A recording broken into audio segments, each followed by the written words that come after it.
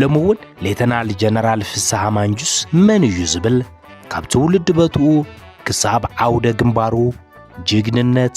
ቅያን ኣብ ዝሕዝ ዘለዎ ደረጃን ዝድህስስ ታሪክ ሒዝናልኩም ቀሪብና ኣለና ሰብስክራይብ ላይክ ሼር ይግበሩ ብዛዕባ እዚ ጀነራል ካብ ዝፈልጦም ታሪኻት ለምውን ዝዝክሮም ዝተወሰኑ ክምስክርየ ካብ ዝፈልጦም ገድሊ ህይወቱ ሓንቲ ቃላይ ውስኽን ኣየጋነንን ብዙሕ ግን ከንጠብጥብ ከም ዝኽእል ግና ርዱ እዩ ለሙኸን መን እዩ ደልዩ ከም እትብሉ ይግምት እዚ ፎቶ ዝረአ ዘሎ ጀነራል ብቤተሰቡ ወይም ወለዱ ዝወጸሉ ስም ፍስሐ ኪዳኑ ፋንታ እዩ ዝበሃል ኣብ ዕሸል ዕድሙኡ ናብ ገድሊ ምስ ተጸንበረ ብብጾቱ ዝተዋሃበ መጸውዒ ስም ድማ ፍስሐ ማንጁስ እናተባህለ እዩ ዝጽዋዕ ተወሊዱ ዝዓበየሉን ዝተጋደለሉን ቦታ ኣብቲ እኒ አዳነ ገብሩ ወይም በረኸት ኣሕፈሮም ሳህለ ግርማይ ጀነራል 1020 ገብረ ኢየሱስ ወይም ወርቂ ኢዱ ዝብሉ ጀጋኑ ደቂ ህዝቢ ዝፈረየሉን ካልኦት 10,000 ጀጋኑ ደቂ ህዝቢ ዝተሳተፈሉ ካብ ቀደም ጀሚሩ ነቶም ክብሪ ህዝቢ ትግራይ ክክህሱ ዝመጹ ከም ግራኝ ኣሕመድ ጣልያን ደርጊ ወዘተ ዝበሉ ወረርቲ ብመደራግሕ መኪቱ ዘሕፈረ ኣብ ማእኸላይ ዞባ ትርከብ ብተግባራታ ወረዳ ኣሕፈሮም ወይም ኣወገራ ዘሰየመት ናይ ቀደም ስሙ ጻብያ ሕጓ አረጋ ቆሸት ዓድያ ዝበሃል እዩ እዚ ጣብያ እዚ ኣብ ትሕቲ ምምሕዳር ዞባ ምብራቕ ትግራይ ወረዳ ብዘት ይርከብ ኣተዓባብያ እዚ ጅግና ከም ኩሉ ትግራዋይ ኣብ ሕርሻን መጓሰን ኮይኑ ኣብ ድሓን መነባብሮ ዝነበሮም ገባራት ስራ ቤት ዝዓበየን ብወለድን ኣሕዋትን ፍሉይ ፍቱው ኮይኑ ዝዓበየ እዩ ዕድሚኡ ንትምህርቲ ምስ ኣኸለ ከምቲ ኩሉ ናይቲ ከባቢ ቆልዑ ኣብቲ ከባቢ ትርከብ ቀዳማይ ብርኪ ቤት ትምህርቲ ሓጓ አረጋ ቀዳማይን ካልኣይን ዝተኸታተለ ኮይኑ ካብ ሳልሳይ ክሳብ 5ይ ክፍሊ ድማ ኣብ ነበለት ይመሃር ነይሩ ኣብ ከባቢ 1968 ክሳብ 1970 ድሕሪ ውድቀት ስርዓት ንጉስ ሃይለ ስላሴ ምምጻእ ስርዓት ፋሽስታዊ ደርጊ ነቲ ስርዓት ዝቃወም ናይቲ እዋን ገስገስተ ሓይልታት ኢና ባህልቲ ውድባት ከም ሕዋሕት ኢሃፓ ግግሓት ዝበሃላና ናብቲ ከባቢ ኣትየን ምንቅስቓሳት ጀመራ ብፍላይ እተን ክልተ ውድባት ኢሃፓን ሕዋሕትን ከቢድ ውድድር ዝተመልኦ መንገዲ ህዝቢ ናይ ምንቅቓሕ ምውዳብን ስራሕቲ የካይዳ ነይረን ዘየቋርጽ ምልዕዓል ብናይ ቃል ፕሮፓጋንዳ ጽሑፍ ምብታንን ኣበርቲዕን ይሰርሓ ነበራ ነዚ እዋናዊ ኩነታት ብትኹረት ዝከታተል ዝነበረ እዚ ጀግና ወዲ ህዝቢ ኣብ ዕሸል ዕድሚኡ ወዲ 13-14 ዓመት እናሃለየ ናይ 5ይ ክፍሊ ትምህርቲ ኣቋሪጹ ኣብ መጀመርያታት 1971 ዓመተ ምህረት ምስ ጀጋኑ ብጾቱ ተጋደልቲ ህዝባዊ ወያነ ሓርነት ትግራይ ህዝቢ ትግራይ ክጋደል ናብ ሜዳ ትግራይ ስወፈረ ኮይኑ ግና ፍስሐ ማንጁስ ብዕድሚኡ ትሑት ዕድመ በኣካላዊ ኩነታቱ እውን ደቂቕ ስለ ዝነበረ ናብ ገዙ ክምለስ ብብጾቱ ተጋደልቲ ምሕጽንታ ቀሪቡሉ ኮይኑ ግና ንሱ ክምለስ ፍቃደኛ ኣይነበረ ናብቲ ታዕልም ኣትዩ ስልጠኑ ወዲኡ ድሕሪ ስልጠና ናብ ተጋዳላይ ኣባይ ፀሃየ እዮም ልኢኾምዎ ቆልዓ ስለ ዝኾነ ክሳብ ዝጉቡዝ ኣብኡ ሻሂ ገለ እናፍልሐ እናሓዘ ይጽናሕ ተባሂሉ ድሓር ኣነኮ ሻሂ ክፍልሕ ኣይተጋደልኩን ናብ ሰራዊት ለኣኹኒ ኢሉ ምስ ሸገሮም ናብ ኣስገደ ገብረ ስላሴ ልኢኾምዎ ምስ ኣስገደ እውን ተመሳሳሊ ይኸውን እሞ ኣረ ናብ ሰራዊት ለኣኹኒ ምስ በሎ ናብ ሳሞራ ይሰዶ ሳሞራ እውን ቆልዓ ስለ ዝኾነ ምስ ኦፕሬተራት ግበርዎ ይሓግዞም ይብል ኦፕሬተር እውን ኣይሞቸውን እሞ ንሳሞራ ኣነ ክላሽን ተዓጢቐ ክቃለስየ ተጋዲለ ቀይረኒ ኢሉ ምስ ሸገሮ ንስኻ ቆልዓ ኢኻ ኣይትኽእልን ኢሉ ናብ ሰገናት ምስ በዓል ምግበይን ካልኦት ኣብቲ ሽዑ ሰገናት ዝነበሩን ልዕሊ 6 ዋርሕ ኣብ ሰገናት ክጸንሑ ሰገይሮም ድሕሪ ዝተወሰነ ግዜ ግና ናብ ሰራዊት ተጸንቢሩ ተዓሊሙ ወዲኡ ናብ ሰራዊት ምስ ወፀ ህፃን ምንባሩ እታ ንዝሓለፈ ከባብታት ስሳታት ዕድሚኡ ምስኡ ሓቢራ ቀፂላ ዝጽውዕላ ዘሎ ዘይትምኖ ታሪኻዊት ስም ፍስሐ ማንጁስ ትብል ሳጓ እናተጸውዐ ናብ ሳሞራ ዝመርሖ ቦጦሎኒ 80 ተሓዊሱ ድማ ቃልሲ ጀመረ ኣብታ ቦጦሎኒ 80 ተጋዳላይ ዓሊ ሹማብ ዝመርሓ ዝነበረ ሓይሊ እዩ ካብ ተዋጋኣይ እግረኛ ብቕዓቱ እናወሰኸ ክሳብ መራሕ ጋንታ በፂሑ ድሕሪ ዝተወሰኑ ዓመታት ጽንዓት ወታደራዊ ኩነታትን ብቕዓትን ፍስሐ ማንጁስ ዝተገንዘቡ ላዕለዎት ወታደራዊ መራሕቲ ሕዋሕት ናብ ዝተፈላለየ ብርኪ መርሕነት ሰራዊት ኣትዩ ክዋጋእን ከዋግእን ሓርዮም ኣዋፈርዎ በዚ መሰረት ብእኒ በዓል ሜጀር ጀነራል ሓየሮ መርአያ እናተኾስኾሰን እናተስሓለን ዝዓበየ ፍስሃ ማንጁስ ኣብ ዝሓፀረ ግዜ ፍሉይ ብቕዓት ፈጢሩ ሃንዳስን መራሕትን ኩናት ኮይኑ ተረኸበ። ብምዃኑ እውን ካብ ዝነበሮ ናይ ጋንታ መርሕነት ቀልጢፉ ናብ መርሕነት ሓይሊ ዓበየ። በሉ ምስ ታሪኻዊ ጀግና ብቐረባ ንፋለጥ ኣብ ወርሒ ታሕሳስ 1974 ዓመተ ምህረት ናይ ሓባር ጸላኢ ፋሽስት ስርዓት ደርግ ብናይ ሓባር ቅልጽም ንምምካት ብሕወሓት ሻዕብያን ዝተተሓዘ ስልታዊ መደብ ንምዕዋት ኣነ ሓድሽ መራሒ ጋንታ ኮይነ ንሱ ድማ ሓድሽ መራሒ ኮይኑ ኣብ በርጌድ 43 ወይም ተባዕታይ ቦጠሎን 45 ሓይሊ 93 ከምኡውን ሓይሊ 92 ዝበሃል ኣሃዱታት ካብ ከባቢ ሸራሮ ተበጊስና ብሸሸቢት ሸላሎ ተኾምብያ ፎርቶ ወይም ናይሎ ምሳዋ ብእግርና ተሓሓስና ብሓፈሻ ሜዳታትን ሩባታትን በረኻታትን ባርካ ሓሊፍና ኣብ ኣኽራናት ናቕፋ እንትዕርዲና ኣጸቢቕና እንፋለጥ። ኣብቲ ወፍሪ ፍስሃ ማንጁስ ኤርትራ ክንኸይድ ከለና ጀነራል ወዲ ወረደ ኣብ ዝመርሓ ዝነበረ ብርጌድ 43 ምክትል ሓይሊ ኮይኑ እንትወፍር ድሕሪ ወፍሪ ናብ ትግራይ እንትምለስ ድማ ኣዛዚ ሓይሊ ኮይኑ እዩ ተመሊሱ። ብኡብኡ ድማ ኣብ መፋርቕ 1975 ዓመተ ምህረት ኣዛዚ ቦጠሎን ኮይኑ እዩ። ካብዚ ግዜ ንድሓር ክሳብ ከቢድ መውጋእቲ ኣጋጢሙ ካብ ተዋጋኣይ ሰራዊት ዝፍለ ንነዊሕ እዋን ብሓባርን ጎናጎንን ኣብ ብዙሓት ጽንኩራት ኩነታት ሓሊፍና ኢና። ከምቶም ሓቢርና ዝሓለፍናዮም ጽንኩራት ኩነታት ገሊኦም ምጥቃስ። ካብዚ ግዜ ንድሓር ክሳብ ከቢድ መውጋእቲ ኣጋጢሙኒ ካብ ተዋጋኣይ ሰራዊት ዝፍለ ንነዊሕ እዋን ብሓባርን ጎናጎንን ኣብ ብዙሓት ጽንኩራት ኩነታት ሓሊፍና ኢና። ካብቶም ሓቢርና ዝሓለፍናዮም ጽንኩራት ኩነታት ገሊኦም ንምጥቃስ 1974 ዓመተ ምህረት ሓደ ዓመት ሙሉእ ዝወሰደ ኣብ ሳሕል ግንባር ናቕፋ ኩናት ኣንጻር ቀይሕ ኮኸብ ዘመቻ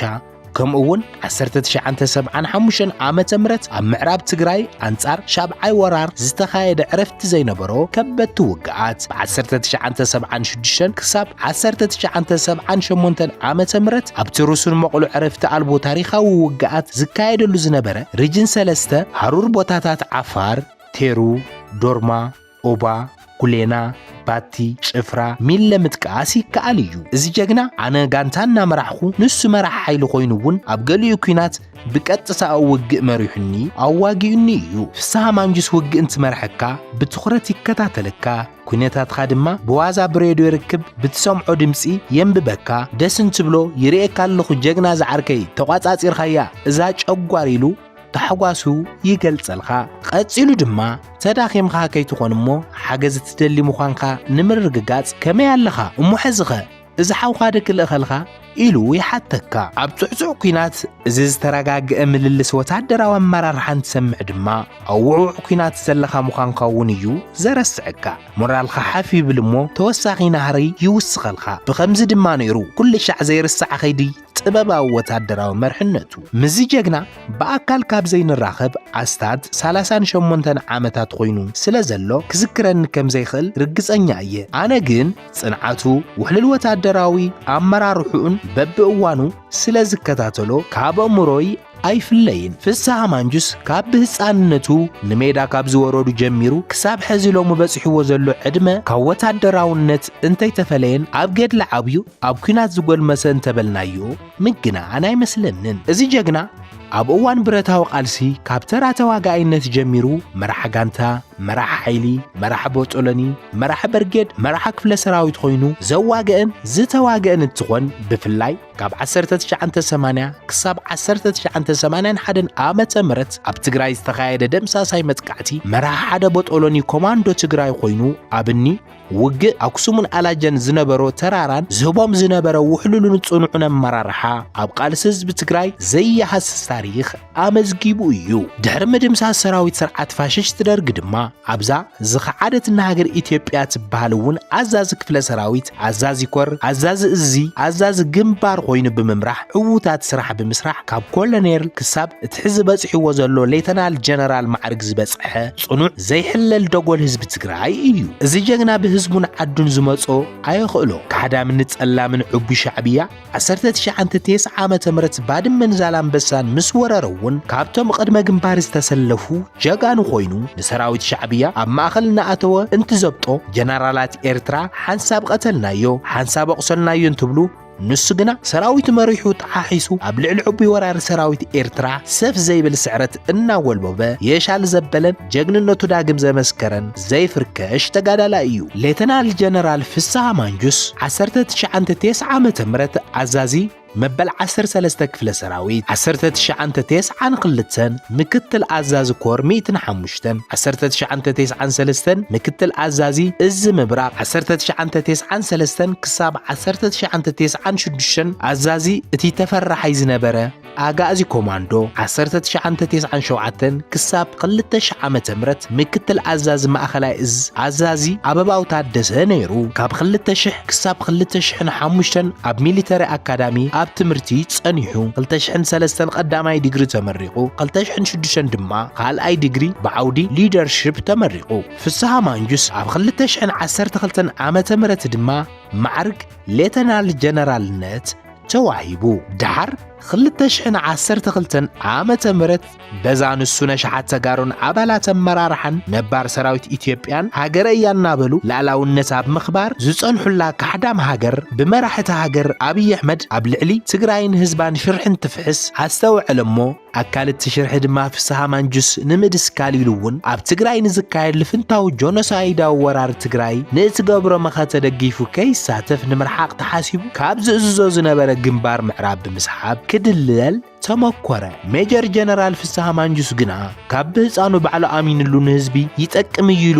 እንተዘይኣሚንሉ እንተዘይወሲኑ ናይ ዝኾነ ይኹን ላዕለዋይ ኣካል ተጽዕኖ ድለላን ፍጹም ዝቕበል ኣይኮነን። ካብ ቀደሞ ሓደ ዕማም እንትወሃቦ ንህዝቡን ዓዱን ይጠቅም ኢሉ እንተዘይኣሚንሉ ብተጽዕኖ ስራሕ እንትበሃል እዚኣ ይሰርሕን ሓላፍነትኩም ንዘደለኹም ወሃብዎ ኣነ ንህዝበ እየተቃሊሰ ክስዋዕ ኢለ እየተጋዲለ እምበር ክመርሕ ዓሊመ እኳ ይወፃኹን እዩ ዝብል ዝነበረ ብምዃኑ እውን ኮነ ተባሂሉ ካብ ኢትዮጵያ ንክርሕቕ ኣታች ዝብል ጉልባብ ማንጁስያ ብጥቕሚ ክድለል ተሓሲቡ ንኢትዮጵያ ወኪሉ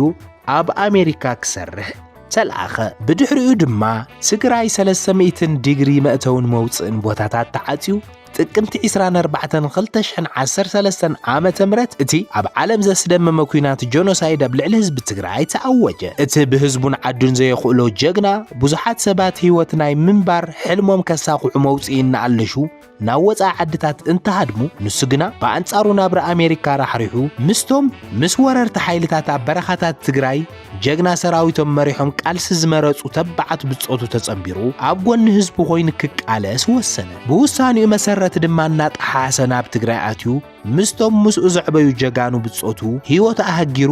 ብምቅላስ ሰራዊት ኣብ ምውዳብን ምምራሕን ተርኡ ተጻዊቱ ከሙጽኢቱ ድማ እንሆ ሳላ ጀነራል ፍስሐን ኩሎም ተባዓት ጀነራላትን በብብርኩ ዝርከቡ ኣመራርሓን ነቲ ትግራይ ትስዕርና በለ አንጻር ጋዕገል ጠምልፍንታውያን ወረርቲ ገጢሙ መስተንክራዊ ቅያስ ዘመዝገበ ጀግና ሰራዊት ትግራይ መሪሖም ዝተኳሽሑ ህዝቢ ትግራይ ካብ ፍጹም ጽንተት ተድሒኑ እዚ ሕዚ ረኺብናዮ ዘለና ውስን ጭላንጭን ሰላም ንክረክብ